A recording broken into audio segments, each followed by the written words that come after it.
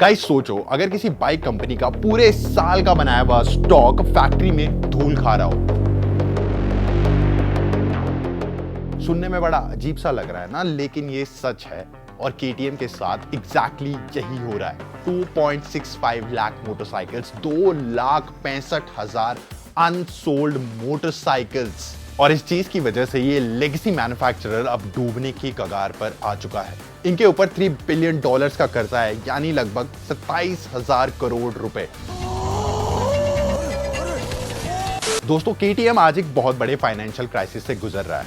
MotoGP development halt पर है, company में कई सारे ले ऑफ्स किए जा रहे हैं, कंपनी की इंसॉल्वेंसी हियरिंग चल रही है और बाहर लेनदार खड़े हैं। जर्मनी की एक न्यूज साइट डर स्टैंडर्ड के मुताबिक केटीएम के क्रेडिटर्स और इन्वेस्टर्स अब एक नए प्लान पर काम कर रहे हैं ताकि केटीएम को डूबने से बचाया जा सके।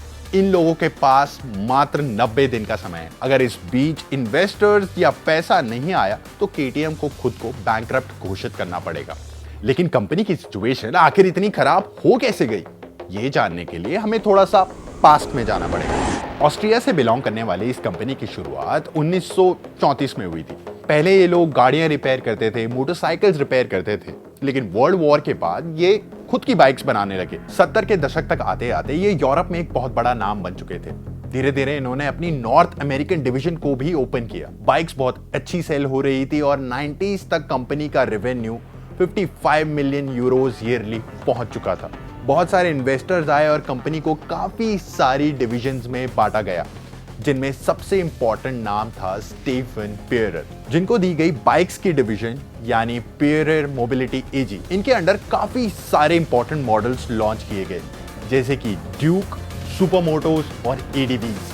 कंपनी बहुत तेजी से बढ़ रही थी और फॉरेन इन्वेस्टमेंट्स भी आने लगी, जिसमें सबसे इंपॉर्टेंट फेज था 2007 में, जब बजाज ऑटो ने 14% स्टेक एक्वायर किया, जो 2015 तक 48% तक कर दिया गया। बजाज ने इंडिया में स्मॉलर कैपेसिटी सिंगल सिलेंडर केटीएम्स को प्रोड्यूस करना स्टार्ट किया, जैसे कि Duke 200, Duke 250, Duke 390, Duke 125, RC 390 और एडवेंचर बाइक्स। शुरुआती दिनों में वो 5 से 10 हजार यूनिट्स ईयरली बेचते थे, जो कि आज 2024 में 65,000 यूनिट्स तक जा चुका है। ये कई सारी बाइक्स को एक्सपोर्ट भी करते हैं।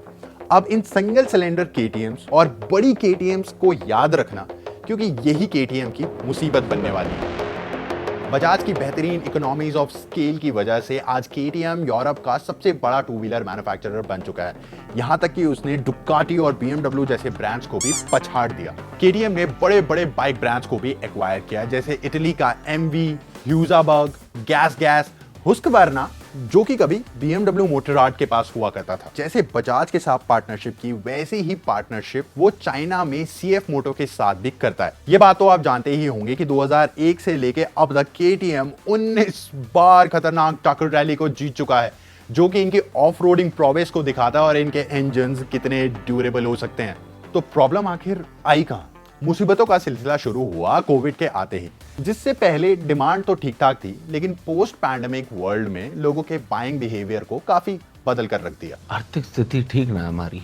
सबसे बड़ी दिक्कत है ओवर प्रोडक्शन। केटीएम ने डिमांड का एस्टिमेट ठीक से नहीं लगाया और धड़ल्ले से बाइक्स बनाता रहा। 35 लाख का तो हमारा इन्वेस्टमेंट है, तो 36 लाख का घाटा कैसे हो गया? पैंडेमिक के बाद डिमांड घटी, लेकिन केटीएम पोस्ट पैंडेमिक वर्ल्ड वाली डिमांड पर ही बाइक बनाता रहा, जिसके बाद उनके पास इतना सारा स्टॉक बच गया है कि उन्हें समझ नहीं आ रहा इन बाइक्स का क्या करें। जब मार्केट आपसे स्मॉलर डिस्प्लेसमेंट बाइक्स की डिमांड कर रहा हो, तब आप महंगी एडवेंचर्स और सुपर ड्यूक्स पर काम कर रहे हैं, जिस बात का फायदा बजाज ने जमकर उठाया। आपने स्मॉलर सीसी बाइक्स के डेवलपमेंट पर ज्यादा ध्यान नहीं दिया, जो कि आपके सर्वाइवल का रास्ता बन सकती थी। केटीएम के कई सारे बड़े मॉडल्स, जैसे कि 790 और 890 में रिलायबिलिटी इश्यूज भी आए, जिनका जिम्मेदार उल्टा कस्टमर्स को ठहराया गया, और बाद में पता चला कि और कुछ नहीं बल्कि एक इंजीनियरिंग ब्लंडर था। एकदम ब्लंडर हो गया।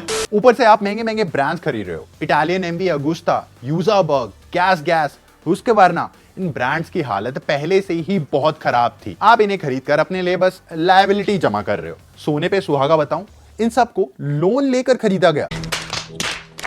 अब सवाल यह है कि ऐसे में केटीएम क्या करेगा? क्या वो बाइक्स पर क्लियरेंस सेल लगाएगा? क्या वो उन्हें भारी डिस्काउंट्स पर बेचेगा? अगर उसने ऐसा नहीं किया तो जल्दी उसकी हालत और भी खराब हो सकती है। रिपोर्ट्स की माने तो बजाज केटीएम की मदद करने आगे आ सकता है। वो ऑलरेडी पेयर मोबिलिटी एजी में एक बहुत बड़ा शेयर होल्डर है और वो इसमें और भी पैसा इन्वेस्ट कर सकता है ताकि वो केटीएम को बैंकरप्सी से बचा सके। याद है मैंने सीएफ मोटो की बात की थी, इनका चाइनीज पार्टनर ये भी इनकी मदद करने के लिए अपने हाथ आगे कर सकता है। हंसने वाली बात तो ये है कि रेड बुल की फैक्ट्री रेसिंग टीम जिसने केटीएम बाइक्स पर कई सारी रैलीज को जीता, उन्होंने भी बेचारे केटीएम को बचाने से मना कर दिया। इस समय केटीएम के सीईओ स्टीफन पेरर पर भी सवाल उठ रहा है, क्या उन्हें इस मिसमैनेजमेंट का जिम्मेदार ठहरा ही देना चाहिए? तो अब केटीएम का फ्यूचर क्या होगा? देखिए, बजाज और सीएफ मोटो जैसे प्लेयर्स अगर आगे आए तो केटीएम को बचाया जा सकता है। मेरी एक्सपीरियंस की माने तो ऐसे लेजेंडरी ब्रांड्स को बचाने के लिए लोग आगे आ ही जाते हैं, लेकिन मान लीजिए अगर इन्वेस्टर्स नहीं आए तो केटीएम को खुद को बैंकरप्ट घोषित करना ही पड़ेगा और इसकी वजह से इसके इंडियन ऑपरेशंस पर भी फर्क आ सकता है और शायद हम केटीएम ना खरीद पाएं। आप लोगों का क्या कहना है मुझे कमेंट्स में बताएं। ये वीडियो अच्छा लगा हो तो इसे लाइक और शेयर करें और ऐसे कंटेंट के लिए जागरण हाईटेक को जरूर सब्सक्राइब करें।